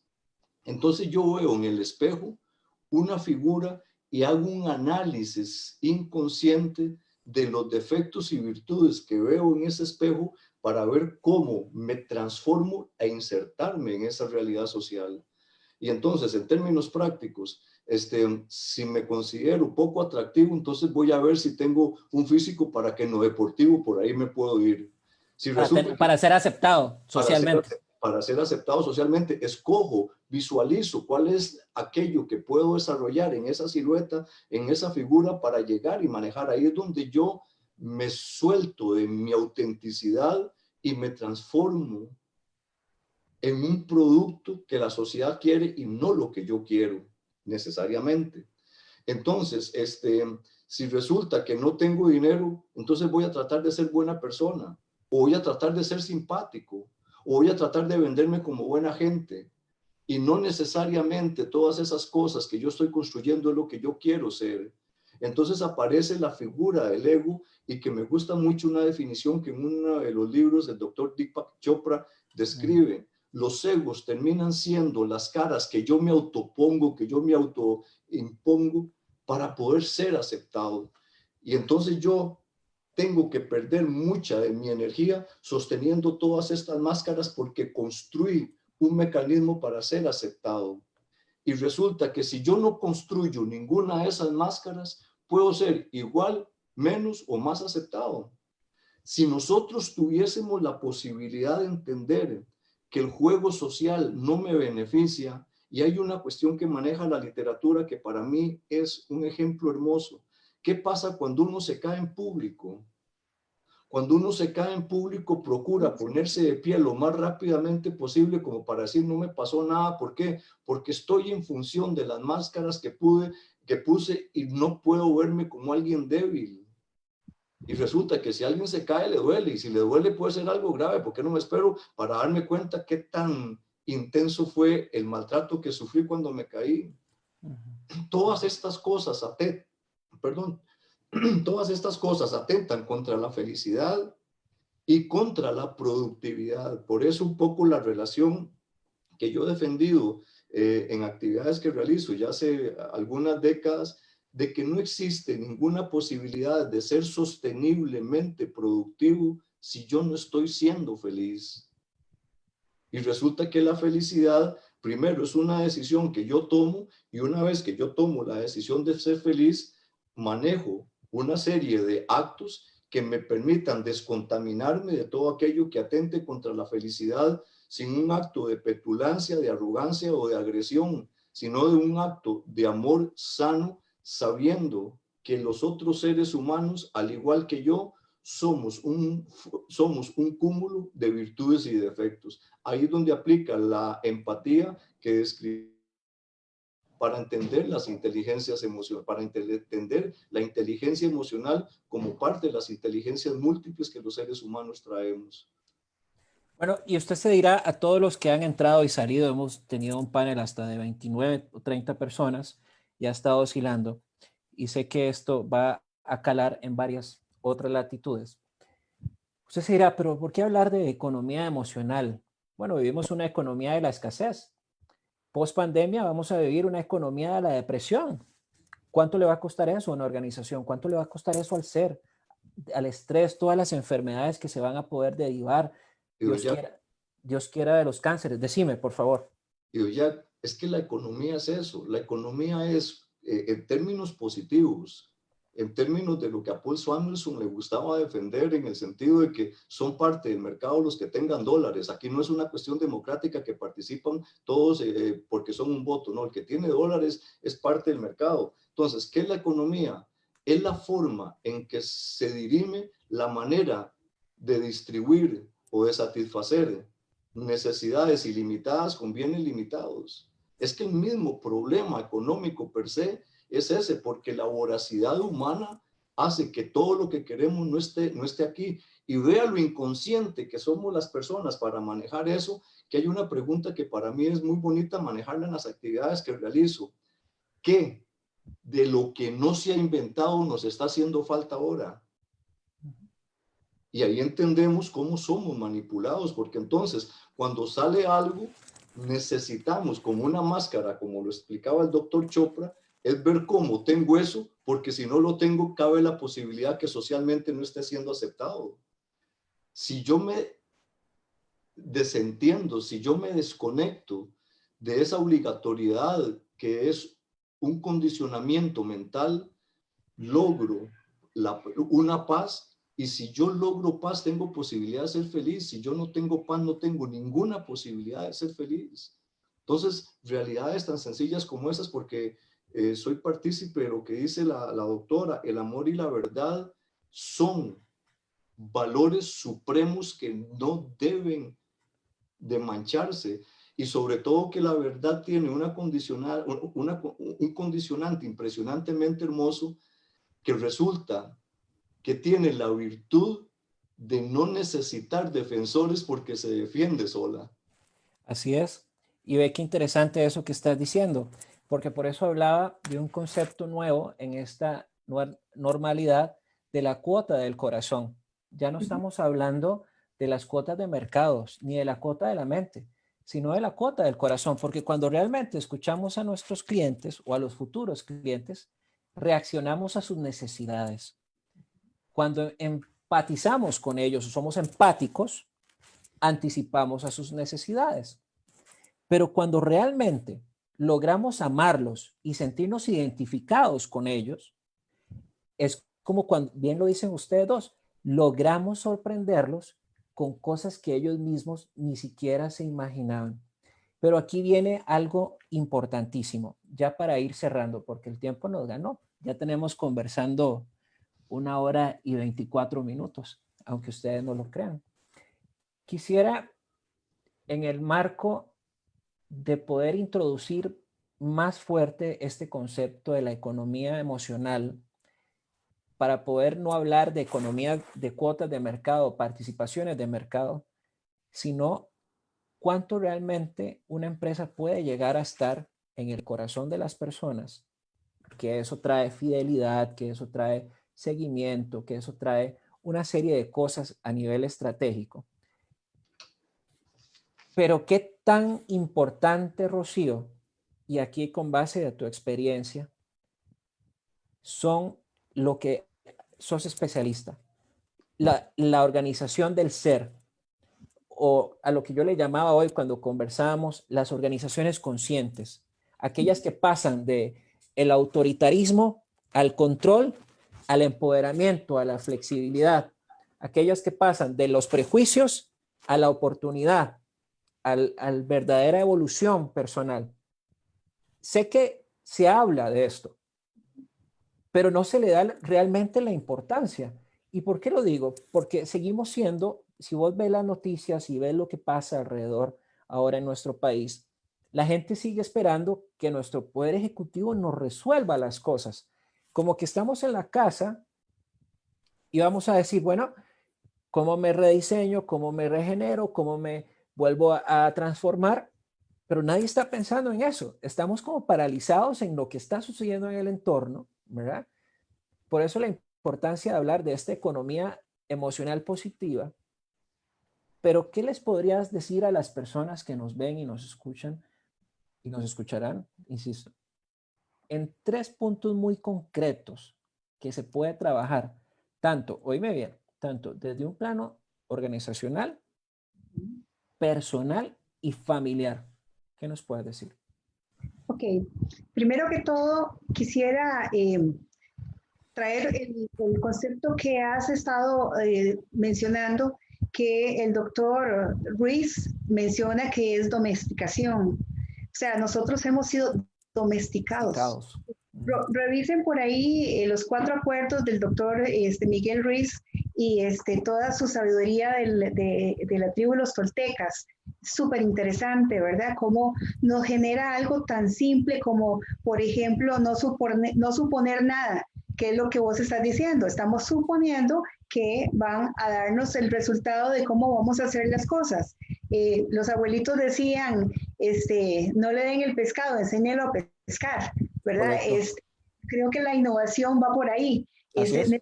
Necesitamos tener una claridad absoluta en qué sentimos, en qué sentimos en nuestro cuerpo, qué sentimos en nuestra mente, o sea, oírnos a nosotros mismos. Pero en esos puntos que me estás diciendo, tenemos que oírnos para qué.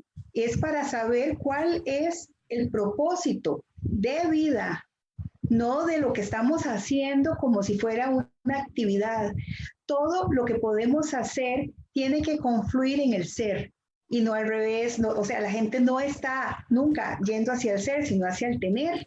Entonces, tanto una organización que es la suma precisamente de diferentes personas con sus historias de vida y con sus nuevas posibilidades de renombrarse, siendo coherentes con creencias propias que son de alguna manera paralelas a las mismas valores de la organización, eso va a ayudar muchísimo ya en tener una economía mental personal, ¿verdad? Organizacional. Y la organización, o sea, nos da la pauta cuando es una organización consciente, cuando es una organización altamente inteligente, porque es coherente con la reunión de la familia, con que no producir más, sino producir en las personas, tanto en sus colaboradores como para los que va dirigido su producto, esa fidelidad de la que estás hablando. fidelidad total, o sea, es querer pasar más tiempo en casa, querer estar con la familia, querer tener espacios de calidad con personas con las que compartimos, y entonces esa vida con propósito nos lleva definitivamente a que podamos asumir con responsabilidad ese propósito que tenemos para la vida. Y ese propósito para la vida tiene que ver con las creencias y tienen que ser nuevas. No puedo, decían por ahí que el que hace siempre lo mismo y no le da resultados, o sea, es como el perro que vuelve a su vómito, tal como lo dicen, ¿verdad? Salomón. Entonces, no podemos vivir ahí. Tenemos que saber que tenemos que innovar en este propósito. ¿Cuál? El de la vida misma, para poder ser. Y una cosa que me encanta de la propuesta de las organizaciones inteligentes es que podamos evaluarnos constantemente. Ese ejemplo que nos da William de las personas que se autoevalúan cada día, o sea, que piensan en la noche qué hice hoy, cómo lo hice y cómo puedo mejorar, eso debe ser una constante en nosotros, pero no tenemos tiempo porque hay que ver la serie y ya vinieron los capítulos de tal, o si no me tengo que ir para tal lado, o estoy demasiado ocupado y estoy demasiado cansado para poder escucharme. La economía emocional solo logra tener fundamento si yo logro escuchar lo que viene de adentro. ¿Ok? Escuchar esas alertas, escucharme a mí mismo, saber que los acuerdos, si no me sirven, yo tengo que generar acuerdos propios y poder decir qué es lo mejor para mí. La organización lo llevo para mí y lo llevo para la organización, y la organización me devuelve con los mismos conceptos. Ahora, como les dije antes, vamos a encontrar personas que no lo están haciendo. Entonces nos vamos a desanimar por eso. No, no. O sea, tenemos que evangelizar de esa manera. O sea, vos decías acerca del amor, de la felicidad, de la constancia que podemos tener para poder generar. Jack, o sea, muchas filosofías, muchas religiones, muchas formas teóricas nos han llegado para precisamente tratar de decir que esa necesidad que tenemos de pertenencia, de amor propio, de poder llegar a la justicia, a la ética, a la paz, o sea, ¿y por qué? O sea, tenemos años de estar detrás de eso, y es como el eslabón perdido. No, no, es que está dentro, no está afuera. O sea, no se genera porque me aprenda una ecuación. Tengo que ir hacia adentro, construirlo, construirme a mí misma y llevarlo a donde esté. Y el poder compartir con personas como ustedes que tienen un mismo sentir y tienen el deseo de que el ser sea restaurado y renovado, y que podamos innovar en esa posibilidad de ser cada día más conscientes, ¿ok? ¿De qué? De nosotros mismos. Porque si somos muy conscientes de todo lo que nos dicen, no sabemos si lo que nos dicen es la verdad fundamental, pero lo que está dentro de nosotros sí nos da resultados importantes, y aprender a separarnos de lo que nos quita la paz y la bendición, porque la paz no es negociable, definitivamente, y acercarnos a personas que, como nosotros estamos deseando, que las personas se puedan cultivar, que puedan estar mejor consigo mismas, que puedan vivir lo que sea que venga, la vicisitud que venga, la crisis que venga, como una posibilidad de reinventarse. Y necesitamos entender entonces que dependemos en redes de unos de otros. O sea, hay una necesidad no de una dependencia ni una de codependencia. No, no, no. Estamos hablando de las redes de apoyo que tenemos entre nosotros. No podemos vivir sin el agricultor que está sembrando la papa, la cebolla, que por cierto está baratísima, ¿verdad? Porque no hay de otra de cómo poder seguir renovando sus procesos. Bueno, pero y cuando ya no puedan sembrar y no tengan, entonces, ¿qué vamos a estar haciendo? Pagándola carísima. Bueno, no esperemos que esté la enfermedad. No esperemos la enfermedad, no esperemos la patología emocional. Tenemos que hacerlo ya. Tenemos que disponer nuestro corazón para sanar y para usar la inteligencia que se llama del corazón, que va, o sea, que lleva consigo la inteligencia emocional, que tiene consigo las nuevas creencias, que tiene consigo la inteligencia que es la totalidad de la creatividad en la que podamos hacer nuevos seres para nosotros. Creo que vale la pena vivir con propósito, crear valor y aportar tanto a mi vida como a los demás. pero no para que ellos me acepten, sino para aceptarme yo. Ese es el gran logro de la economía emocional. Wow, sin palabras. Mira que el señor Daniel Leal, que nos está viendo, y le dije que se las iba a hacer a los dos, nos hace una pregunta interesante. ¿Cómo mantener el equilibrio emocional en un mundo cada vez más exigente? Y si me permite el señor Leal, yo le diría cada vez más exigente, más acelerado, donde va a haber escasez y una serie de cosas. Pero, ¿qué le dirías, Rocío? Realmente es la construcción interior. O sea, no importa lo que venga. Si hay algo que me ha enseñado precisamente es la enfermedad, en mí y en los otros. En los otros me ha generado, por ejemplo, ver adolescentes o niños con cáncer y verlos sonreír y continuar adelante. O ver personas que han perdido le han amputado sus dos piernas y ahora son corredores. ¿Ok? ¿De dónde sacan esa fuerza? Es del ser interior, son las alas que salen. No podemos generar ninguna posibilidad de estar amarrados a cosas que están afuera.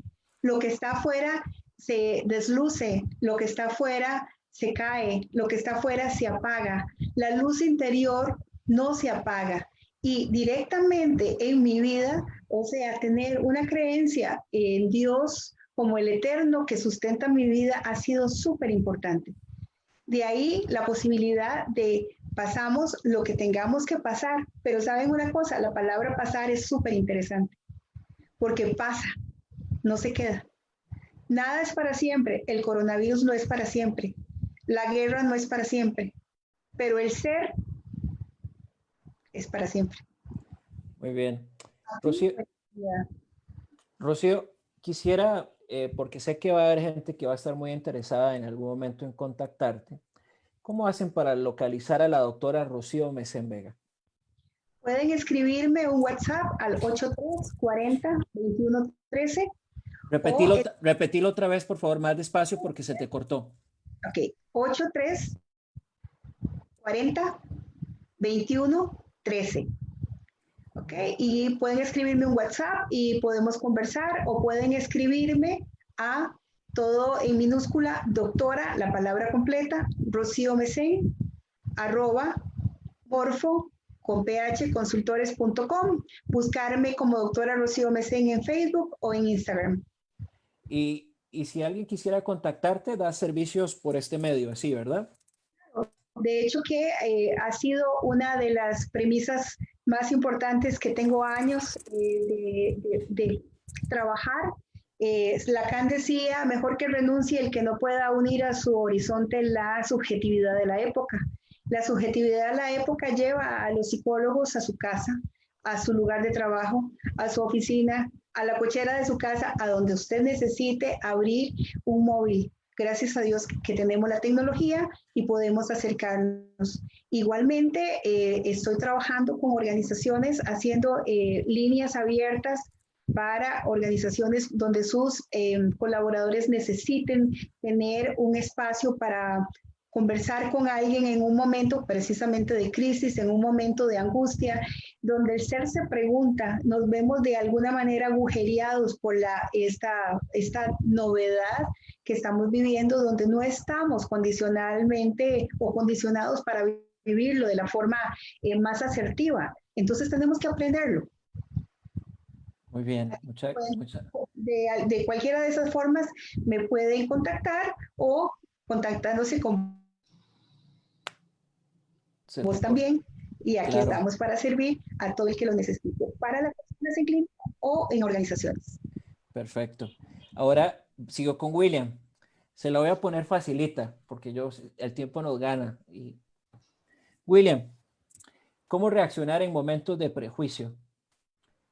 Recientemente vemos disputas políticas donde nos vuelven a conversaciones que polarizan un país, donde más bien debiéramos estar pensando en momentos de regeneración, de una regeneración, como lo hemos dicho, hacia una economía emocional, hacia una economía positiva, hacia un comportamiento organizacional positivo. ¿Cómo rediseñar y replantear todos estos paradigmas que nuevamente están surgiendo, que son los fantasmas de la inteligencia, los que letargan la toma de decisiones en un momento dado y que primero influyen a la nación y ahí hacia abajo llegamos a donde estamos nosotros. Y te lo pregunto con base en tu experiencia, ¿qué podrías decirle a las personas para pasar del prejuicio de la sentencia a la proposición, a la acción, al cambio, a ese cambio que ya no es ni siquiera un lujo, ahora es para sobrevivir? ¿Qué nos podrías decir como palabras finales? Y también te quiero dar el espacio, y sé que te va a venir bien lo que te voy a decir, a unas palabras de motivación para nutrir ese ser, y ese ser para poder crear esa felicidad que vos bien lo haces dentro de las organizaciones, por favor. Con todo gusto. Para el señor Leal, que nos hizo...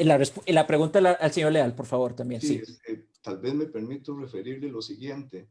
Le recomiendo que lea a Carl Gustav Jung, que fue el que logra de manera mágica unir las visiones espirituales y psicológicas de Oriente con Occidente, y que también explica el asunto del ser, de amarse a uno mismo con autenticidad espiritual, y que además le permita a uno trabajar las sombras, todas aquellas cosas que me producen vergüenza, porque en el tanto yo las converse y las socialice, las quito de mi realidad. Y también que ubique textos de Thomas Merton, que es un monje católico que tuvo mucha influencia occidental y entonces hilvana lo que es el budismo con lo que es el catolicismo y maneja algo hermoso. Describe cómo una serie de enseñanzas que dio Jesucristo corresponden a una realidad también oriental, también budista, y que tiene el mismo contenido de amor. Y lo otro, para el señor Leal también, es que maneje la diferencia que existe entre lo que es orar y meditar. Hay una frase muy sencilla que maneja la diferencia. Dice que cuando uno ora, uno habla y Dios oye. Entonces uno no se retroalimentó. Pero cuando uno medita, independientemente de la espiritualidad que tengamos o que no tengamos, o la intensidad de la espiritualidad, cuando nosotros meditamos, nosotros callamos y Dios nos habla. Entonces, un poco ahí lo que nosotros podemos tener es que si manejamos, como lo dice Elena Rubio Navarro, que es una asesora, una psicóloga asesora de grandes empresas, incluso transnacionales en Europa, es de que si nosotros entramos en reposo mental, desalojamos una partecita del disco duro, estamos permitiendo que ingrese una información que nos puede permitir resolverlo inmediato o tener algún estímulo que no habíamos considerado. Respecto a ver cómo hago algún comentario en función de lo que es esta economía emocional, y que usted me dice que lo maneje en función de la experiencia, le cuento que la experiencia en una actividad me permite que una persona comente lo siguiente. Cuenta que su hermano, un estudiante universitario, tenía un puesto administrativo en una empresa costarricense. Esto es de la vida real. Y que cuando ya iba a salir de esas casualidades, estaba el gerente y propietario de la empresa, una empresa fuerte con varios establecimientos en muchas provincias. Resulta que no llegó el que tenía que manejar el sistema de circuito cerrado de seguridad. Y entonces él le dice a todos sus empleados por un correo que quién puede llegar y hacer el favor, sabiendo que no es lo que le corresponde, de poder suplir, ya sea por unos minutos mientras llega esta persona o por todo el periodo. Ninguno de los que estaba ahí quiso, solo el hermano de este señor que estaba en esta actividad en la que yo estaba presente. Y entonces resulta que probablemente para los que no manejan lo que es la economía emocional, lo que es las cuotas del corazón, pudieron haber visto este acto como un acto torpe, tonto, estúpido, llamémoslo como lo pudieron haber visualizado. Y resulta que a los meses este empresario toma la decisión de establecer sus mismas empresas en varios países de Centroamérica y el Caribe. Y entonces toma a este muchacho que no tenía la experiencia ni había logrado la curva de conocimiento para llegar y manejar con propiedad la gerencia, y le dice: quiero que usted sea mi gerente general en uno de estos países. Y él le dice: no tengo la formación, usted sabe que apenas estoy aprendiendo. Dice: lo que usted manejó en aquella oportunidad con la empresa hace que yo tenga la tranquilidad que no me va a dar un título universitario per se. Entonces, ¿por qué comento esto? Porque usted nos dijo que manejemos esta respuesta en función de la organización, de la persona y de la familia. En términos de la organización, desde que la administración existe como tal a finales del siglo XVIII, del siglo XIX y principios del XX, desde que se empieza a construir la teoría administrativa, se maneja que los buenos gerentes son aquellos que le logran transmitir al empleado que la consecución de los objetivos de la empresa es la consecución de los objetivos individuales de quienes trabajan en esa empresa. Pero eso se tiene que manejar tanto por la habilidad del empresario y del gerente como por la realidad del trabajador, de decir: la satisfacción de mis anhelos, la consecución de mis objetivos personales están en el tanto esta empresa me pueda llegar y financiar mi proyecto de vida. Entonces, si nosotros tenemos perfiles de personas que manejan este tipo de conductas, empezamos a entender que no es un acto filantrópico, sino que es un acto de conveniencia. Entonces, si yo actúo decentemente, es una convicción y es un valor que yo tengo, pero también la vida me va a permitir rodearme de personas exactamente de la misma calidad, y entonces esto se convierte, como lo dije ahorita, en un acto de conveniencia.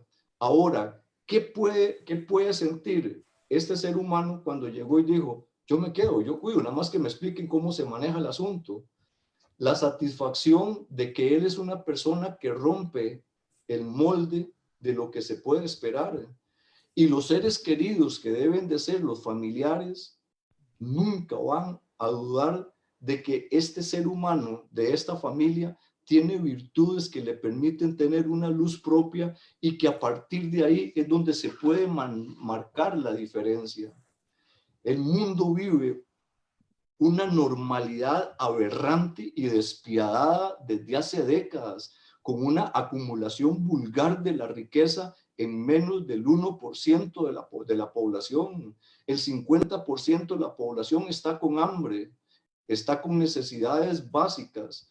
Entonces, cada vez que hay una crisis, nos da la oportunidad hermosa de llegar y recibir una cátedra de que los grandes emporios, de que las grandes transnacionales, de que las grandes empresas van a disminuir las ganancias, no van a tener problemas de alimentación, no van a tener problemas de cambiar sus autos del año, no van a tener problemas de tener mansiones de lujo. Eso va a existir. Entonces empecemos a entender la diferencia y la dimensión, y empecemos a entender la autoridad que nos da, porque desde la persona más humilde y más pobre, cuando compra un confite, está pagando un impuesto de ventas que nutre el presupuesto de un país para las obras de infraestructura, para que las personas de gran capital puedan acrecentar más esa riqueza. Entonces, a partir de ahí, tengamos la acuciosidad, el empuje, el entendimiento de cómo llegar y manejar iniciativas, por ejemplo, de diputados y diputadas que tengan vocación social, de ver cómo entendemos el funcionamiento del modelo cooperativo, qué beneficios me da el sistema solidarista, cómo podemos tratar como sociedad para empujar y romper ese tratamiento que se le da a personas que tienen buenas iniciativas, y que la banca para el desarrollo se convierta de una vez por todas en una opción real para cambiar destinos, para cambiar realidades, y que entonces a partir de ahí, con una cuestión de amor social, de amor al prójimo, de buena intención, de buena fe, sepamos que tenemos la autoridad para llegar y utilizar los medios disponibles en cada sociedad, en cada región. Por ejemplo, don Jack, para concluir, las pequeñas, las micro, pequeñas, medianas y grandes empresas de Costa Rica, en un 65% están establecidas en 2 provincias. Eso tiene que ver con toda esta concepción de una solidaridad, de una visión empresarial de amor. Entonces, sin antagonizar con los capitales existentes, sin antagonizar con los empresarios actuales, que estos mismos empresarios vean la conveniencia para sus propios intereses y para poder estabilizar un poco la violenta desigualdad que se viene construyendo en Costa Rica en los últimos 25, 30 años, de ir a otras zonas que tienen potencial para desarrollar iniciativas y que acariciemos ya como una cuestión más fehaciente, que tenemos la hermosa ilusión, la linda esperanza de que el futuro puede ser aún mejor de lo que estábamos viviendo antes de la llegada lamentable de la pandemia. Bueno, esto ha sido un éxtasis para mí. Yo aquí estoy anonadado de escuchar y de aprender.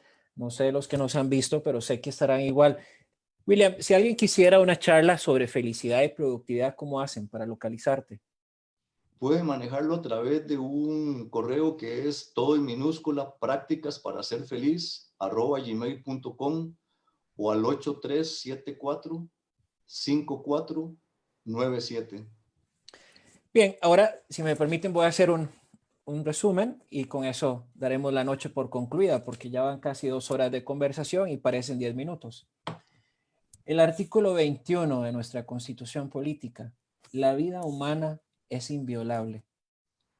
Y sobre ella hay otros artículos que dice: el Estado debe promover la seguridad social para todos y cada uno de nosotros. El bienestar. Pero el bienestar también.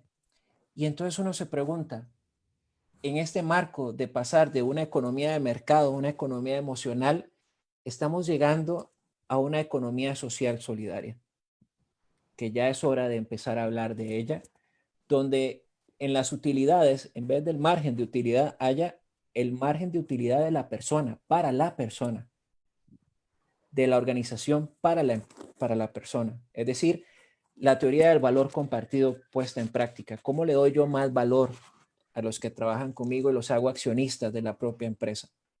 Ese ha sido uno de los motivantes para este conversatorio de hoy. Y quiero cerrar con un libro que me encanta. Debo decir que me lo he leído varias veces después del colegio. En el colegio no lo disfruté. Soy honesto. No lo disfruté, lo detesté. Pero después lo empecé a comprender.